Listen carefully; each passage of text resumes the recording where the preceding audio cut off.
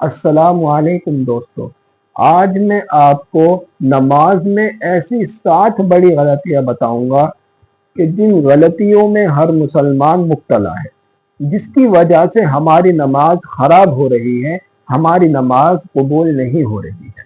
تو آئیے جانتے ہیں وہ 7 بڑی غلطیاں کیا ہیں کہ جن کا سدھارنا ہمارے اوپر فرض ہے۔ تو نمبر 1 پر آتی ہے، سب سے پہلے ہے رات کرنا۔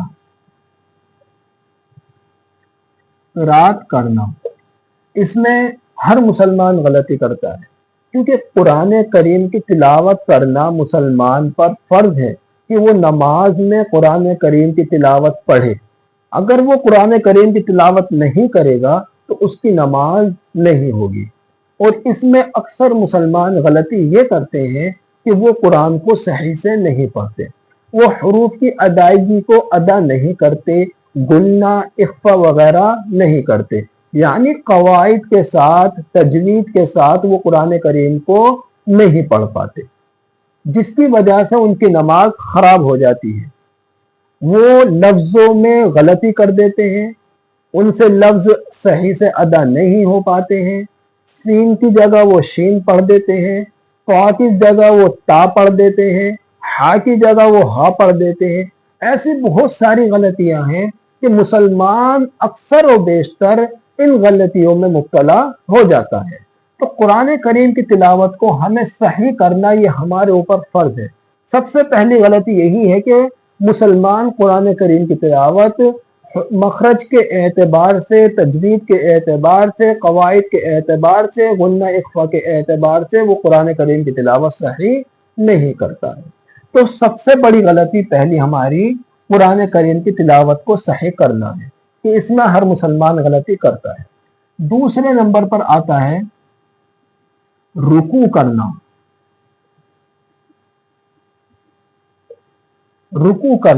اس میں بہت سارے مسلمان غلطی کر دیتے ہیں، وہ رکوع کو صحیح نہیں کرتے ہیں، جبکہ رکوع ہمارے اوپر فرض ہے۔ ایک بات یاد رکھنا کہ جو فرض ہمارے اوپر فرض ہے، یعنی نماز کا جو رکن ہمارے اوپر فرض ہے، اگر ہم اس کو صحیح طریقے سے انجام نہیں دیں گے تو وہ فرض ہمارا ادا نہیں ہوگا، اور جب فرض ادا نہیں ہوگا تو سمجھ لینا جس کام کو ہم انجام دے رہے ہیں، مثال کے طور پر جو ہم نماز پڑھ رہے ہیں، اور نماز میں اگر ہمارا فرض صحیح سے ادا نہیں ہوا تو ہماری نماز خراب ہو جائے گی، وہ فرض ہمارا نہیں مانا جائے گا۔ جب فرض نہیں مانا جائے گا تو ہماری نماز خراب ہو جائے گی۔ تو رکوع میں جو مسلمان غلطی کرتے ہیں وہ یہ کرتے ہیں کہ وہ رکوع کو صحیح سے ادا نہیں کر پاتے، وہ اپنی کمر کو سیدھا نہیں کر پاتے۔ علماء نے لکھا ہے کہ اپنے سر کو، اپنی کمر کو، اپنی سرین کو، تینوں چیزوں کو لیول میں رکھنا ہے، برابر رکھنا ہے۔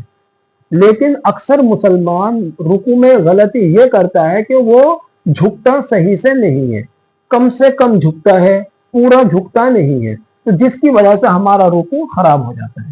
نمبر 3 پر آتی ہے سجدہ کرنا۔ اس میں تو اکثر و بیشتر مسلمان غلطی ہی کرتا ہے، یہ بہت امپورٹنٹ ہے، اس کو صحیح سے دیکھنا۔ اس کو سجدے کو تو مسلمان 100% غلطی کرتا ہے۔ سجدے میں وہ کیا کرتا ہے کہ اس سجدے میں اپنے بازوؤں کو پہلو سے ملا لیتا ہے، کوہنیوں کو زمین پر بچھا لیتا ہے، یہی سب سے بڑی غلطی ہے۔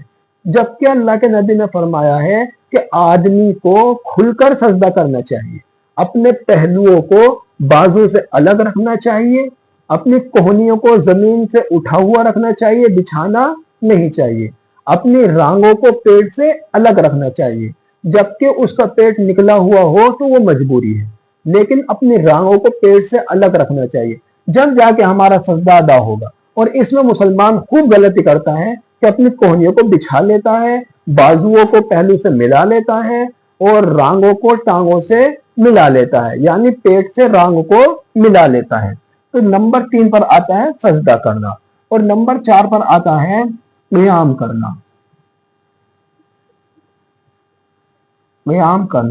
اب قیام کے معنی آتے ہیں سیدھا کھڑا ہونا، یعنی جب ہم اللہ اکبر کہہ کر جو کھڑے ہوتے ہیں उसमें हमें झुककर खड़ा नहीं होना है, इस तरीके से खड़ा नहीं होना है, एक टांग पर एक टांग को झुका लिया, इस तरीके से खड़ा नहीं होना है, बल्कि हमें सीधा खड़ा होना है और जब जाके हमें क़याम करना है। इसमें भी बहुत सारे मुसलमान गलती करते हैं।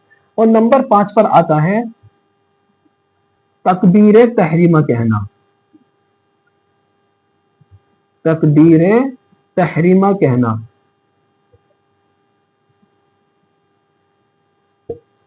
तकबीर तहरीमा कहना ये रुकन तो सबसे पहला है, फर्ज, यानी जो सबसे पहला फर्ज है वो तकबीर तहरीमा ही है।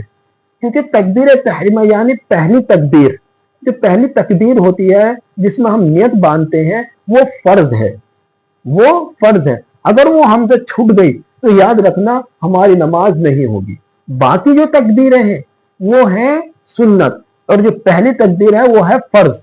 तो इस तकबीर का भी खास ख्याल रखना है कि कुछ लोग तकबीर कहते नहीं है और आते हैं अपने कानों तक हाथ उठाकर रुकू में चले जाते हैं। तो नंबर 5 पर आता है तकबीर तहरीमा कहना, इसका खास ख्याल रखना है, यानी अल्लाहु अकबर कहना, पहली तकबीर कहना। नंबर 6 पर आता है बदन का पाक होना। अब सारा दारो मदार इसी पर है कि जब हमारा बदन पाक होगा तभी ये रुकन अदा हो पाएंगे। सबसे पहले तो हमें अपने बदन को पाक करना है। जब हमारा बदन नापाक होगा तो इनमें से कोई फर्ज अदा नहीं होगा। इसीलिए बदन का पाक होना ये बहुत जरूरी है। और बदन का पाक होना किस तरीके से पाक होगा, गुस्ल का क्या तरीका है, वो इंशाअल्लाह हम आपको अगली वीडियो में बताएंगे। तो आज इतना समझ लो कि बदन का पाक होना ये जरूरी है। जब ये बदन नापाक होगा तो इनमें से कोई फराइज अदा नहीं होगा, और जब ये फराइज अदा नहीं होंगे तो हमारी नमाज नहीं होगी। तो इसका खास ख्याल रखना है कि हमें अपने बदन का पाक होना, यानी हमारा बदन पाक होना चाहिए, साफ सुथरा होना चाहिए, इस्लाम के मुताबिक होना चाहिए। और नंबर 7 पर आता है कपड़ों का पाक होना।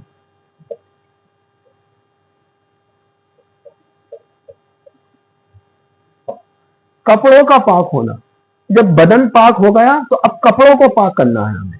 कपड़े नापाक, अक्सर और बेशतर मुसलमान इसका ख्याल नहीं रखता है कि मेरे कपड़े जो हैं वो पाक हैं नापाक हैं, इसमें मेरे पेशाब के कतरे टपक चुके हैं या नहीं।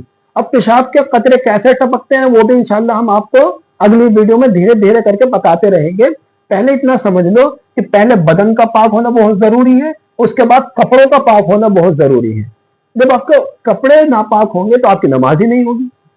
सबसे पहला दारो मदार जो नमाज का है वो है बदन के ऊपर, कि अगर आपका बदन पाक है तो आगे आप बढ़ सकते हैं, और अगर आपका बदन नापाक है तो आप आगे नहीं बढ़ सकते।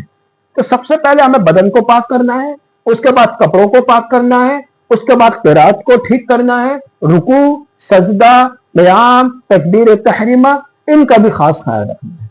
तो ये 7 बड़ी गलतियां ऐसी हैं कि अगर इनमें से एक भी गलती हमारी सुधरी नहीं, अगर हमने इन 7 गलतियों पर गौर नहीं किया तो हमारी नमाज बिल्कुल खराब है।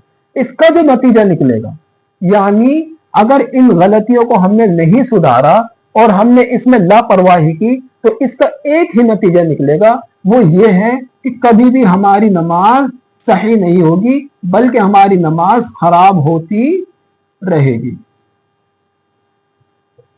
अगर इन गलतियों को हमने नहीं सुधारा तो नतीजा यही निकलेगा कि हमारी नमाज हमेशा खराब होती रहेगी,